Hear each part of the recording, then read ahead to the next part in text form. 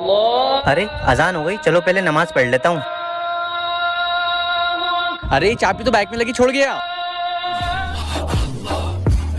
अरे यार ये गाड़ी आगे क्यों नहीं बढ़ रही? अभी तो वो चला के लाया। अरे क्या हो गया इसको?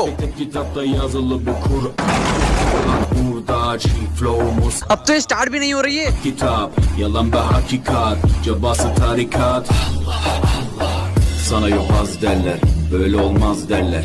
Onlar gibi düşünmedikçe çoban der. अरे सामने से नमाजी आ रहा है, जल्दी से खड़ी कर देता हूँ वरना वो देख लेगा। Bak istediğin güçle saldır. Biz Rab ve müptelayız işimde. Allah, dilimde Allah, zikrimde Allah, fikrimde. अरे चाबी तो मैं गाड़ी में ही भूल गया था। Aşkımda Allah, अरे ये गाड़ी अभी तो स्टार्ट भी नहीं हो रही थी, अब अचानक से कैसे स्टार्ट हो गई?